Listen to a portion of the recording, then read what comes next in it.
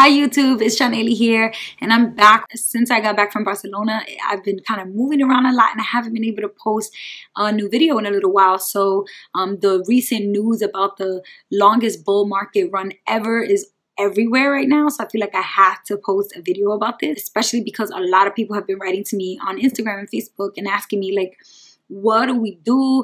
There's all this news talking about how, this is the first time in history that this has ever happened in the stock market. So this is big, right? This is important. What should we do? I think it really does depend on what type of, investor you are. How risky, how conservative are you? If you are in it for the long haul, like me, I always invest money thinking about the long term. So that's why I invest in index funds and ETFs. And I talk a lot about that in other videos where it doesn't really make sense to try to time the market and try to pay attention to all the ups and downs and try to guess exactly when it's going to go up and down, because that's risky business. You could guess right one time or two times or three times even and get lucky, but then there's going to be a lot of times where you don't guess right and you actually lose money. So instead of trying to always guess correctly, you have way better chances of getting a decent return with index funds, which is basically investing in the average performance of all of the stocks in the market instead of trying to figure out which ones are going to do the best. And so if you are that type of investor who chooses to use index funds, then I would say right now is a time where it doesn't really make sense to do anything because you're investing in the long term. You're not paying attention to what the news is saying right now about the stock market next week or last week or what is making history, what the record is doing. It doesn't matter to you because you're not thinking about right now. You're thinking about, decades from now when you need that money for your retirement or for a house or for whatever your big investment is for. But if you're a more active investor, like if you're the type of person who chose specific stocks and specific bonds to put in your portfolio, then you might want to play a little bit of defense with your investment strategy. So how you do that is you have to try to do a little bit of research and figure out, just like you did research to figure out what to pick to put in your portfolio, you're going to have to figure out which stocks you want to invest in that are going to actually be okay during rough times. So that means historically speaking, what are the categories that people invest in that actually do pretty well when the stock market is not really doing that well overall.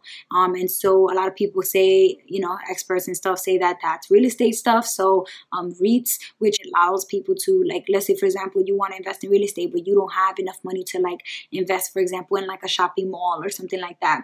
You can invest in a REIT and actually be able to put money towards a project like that. If you cannot afford to invest in apartment houses or something like that, apartment buildings, you can do a REIT for like a residential REIT, and that will invest money in small bits of money that you invest into apartment buildings and stuff like that. But it really just depends. There's a whole other group of people, like a lot of experts, that say you need to be paying attention to the dividend aristocrats, which is like this whole group of stocks that for the past 25 years, the dividends that they pay out, so the profits that people collect every quarter from owning these stocks, have increased every single year for 25 years. So nonstop growth on the dividends that the shareholders are getting paid. So that is pretty hard to do. Like, it's very hard to continue to give your shareholders profit, more and more and more profit every single year. And doing it for 25 years straight is that's like really hard. So only 10% of the companies in the S&P 500 actually are able to do that and are considered dividend aristocrats, because it's really hard to do that. So those are also companies that experts say you should consider to putting more of your money in during rough times. And so why am I talking about rough times when the stock market is doing so well right now? And that's my last point. My last point is that the stock market performs like a roller coaster. It goes up and down and up and down and up and down. Nobody knows when it's going to go down. Like right now, it's doing really, really well, and it's been doing well since 2009. So almost 10 years straight without dropping more than 20%. That is, a lot of people are getting excited about it. But what goes up must come down. So if you start investing money right now and then it drops, you're going to start to think, oh, the stock market is bogus. I'm not putting no more money in there because everybody was talking about how it's doing so well and I decided to invest, and all of a sudden I lost all my money.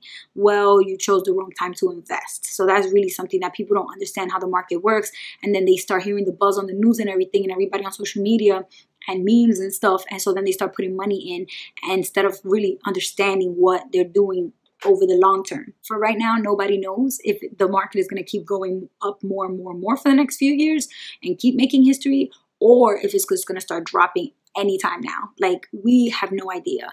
And so that's why you have to be really careful not to always be paying attention to the news, and to really just focus on your strategy. Once you figure out where your strategy is, just stick to it and do that for the long term. That's the best advice I would say experts have, repeated over and over and over again when it comes to the stock market, which is why I pick index funds. So yeah, that is pretty much what I wanted to say in this video. Don't pay too much attention to the hype. That's pretty much the summary, and pick your own strategy and stick to it. If you guys have any questions or comments, you can put them below in the comment section, or you can also always write to me via email at MissBeHelpful@gmail.com. And that is all I have. So till next time, peace.